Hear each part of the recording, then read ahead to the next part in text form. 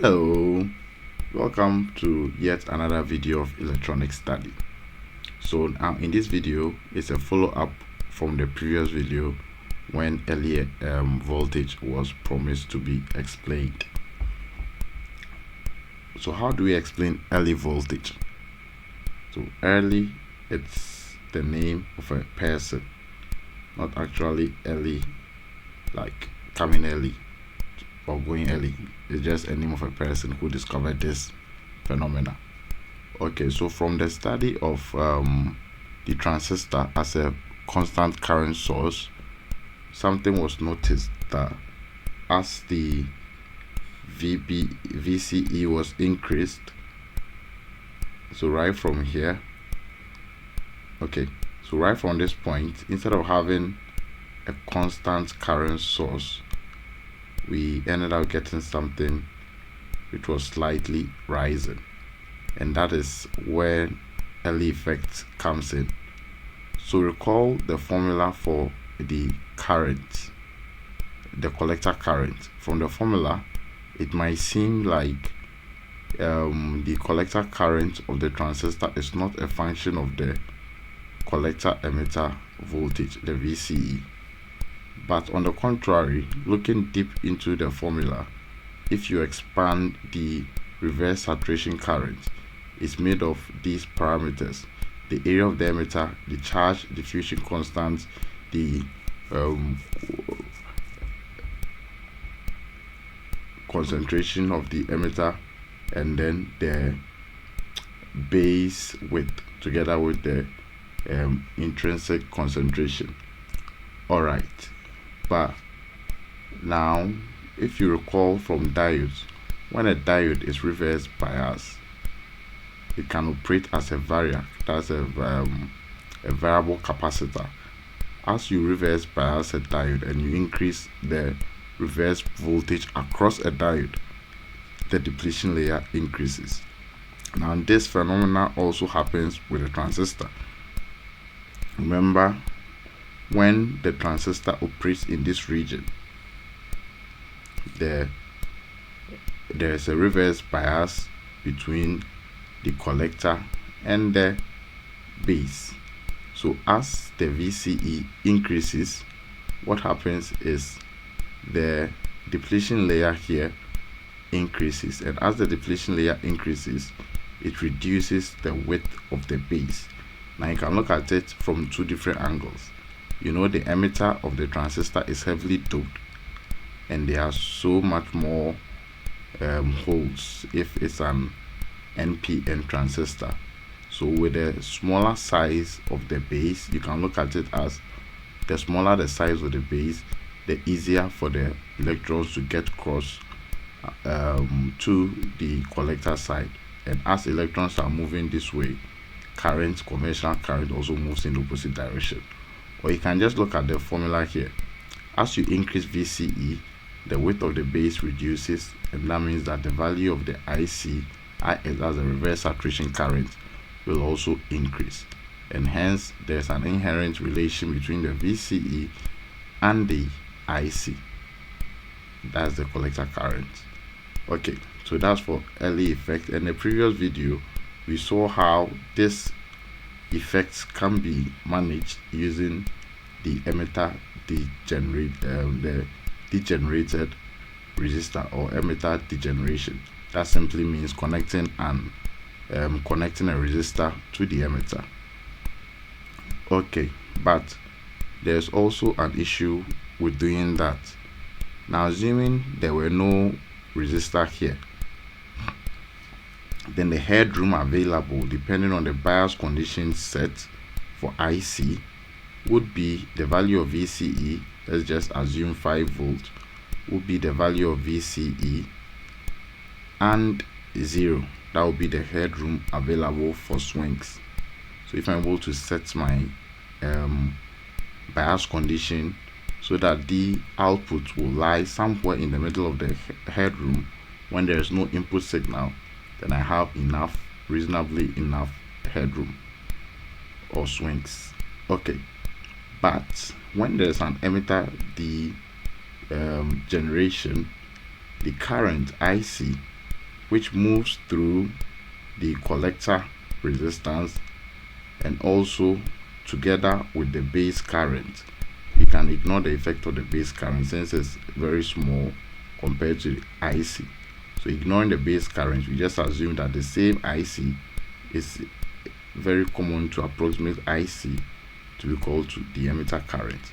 So in that case, there will also be a voltage here because IC is going to pass through this resistor, and that's going to raise the voltage.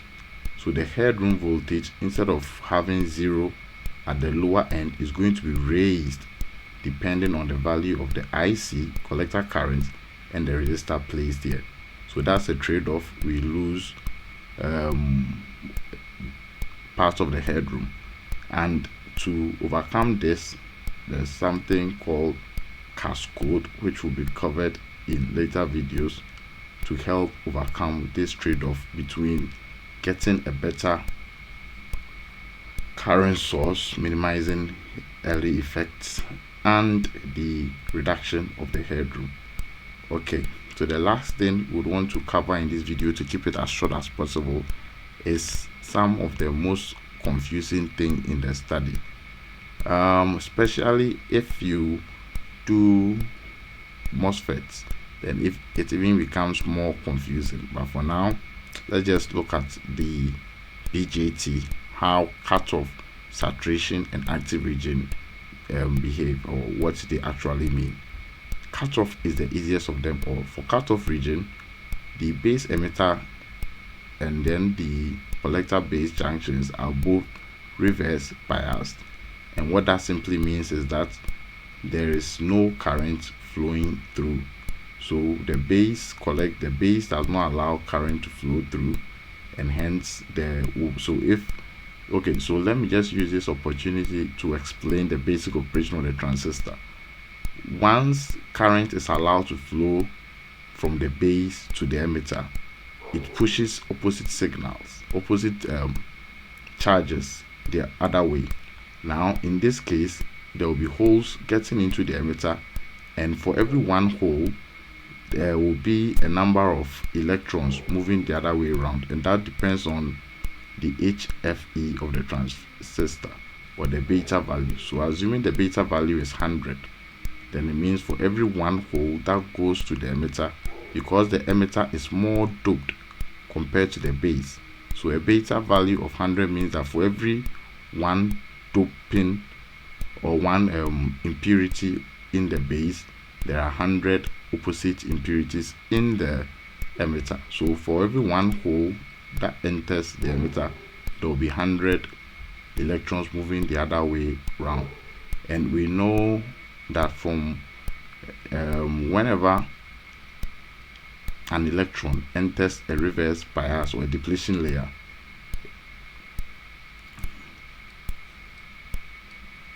the electron could be accelerated by the reverse bias. So that's what happens. So the 100 electrons that move here, even though there's a reverse bias between the base and the collector, are accelerated by this. That's how the transistor is able to operate. So once the base emitter junction is not allowing any current to flow through or any charges to cross them, that means the transistor is dead and it operates like an open switch. Nothing happens between them. Okay, so the other part is when the transistor behaves as in saturation region, the transistor behaves as a normal wire or a short circuit. In this region, what happens is there's forward bias in the base collector junction. So once an electron moves in, or a hole moves in, equal amount of electrons will flow, because the flow is very smooth and you don't really see the amplification or the effect of the beta doesn't come into play here. So in this way, if you want to operate the transistor as a switch, to turn it off you operate in this region, to turn it on you operate in this region. Now this is the region where it gets interesting. So let me explain this with a curve. So when you start the curve, assuming this is VCE and this is IC. Okay, now in this region,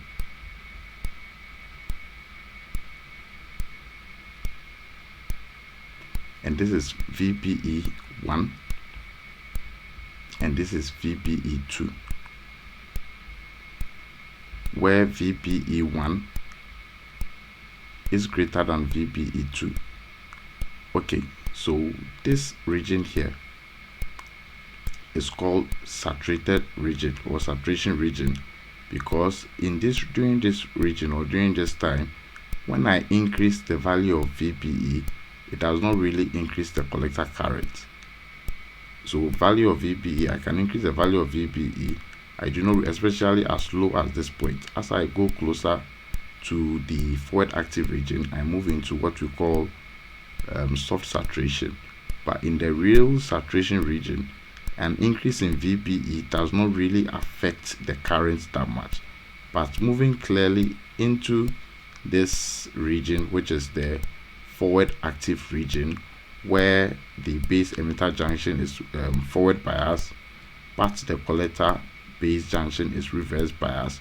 And why this region is not called saturated is that when I change the value of VPE, I can use that to control the IC that is flowing.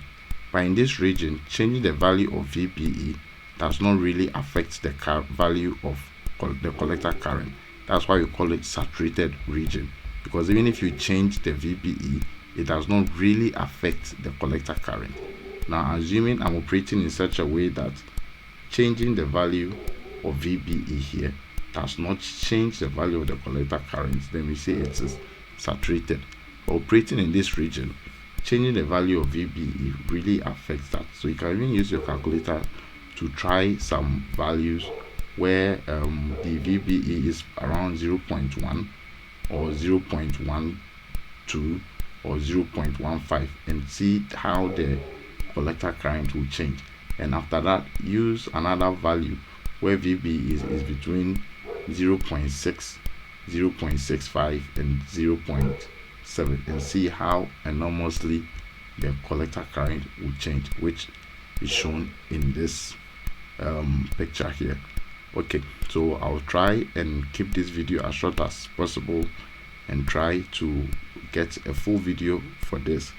Next video, I'll try and explain how the emitter degeneration affects the output impedance and why that is important, and what happens when we replace the emitter degeneration with a transistor, which is called a cascode transistor. Also, we will look at different biasing techniques, which is important.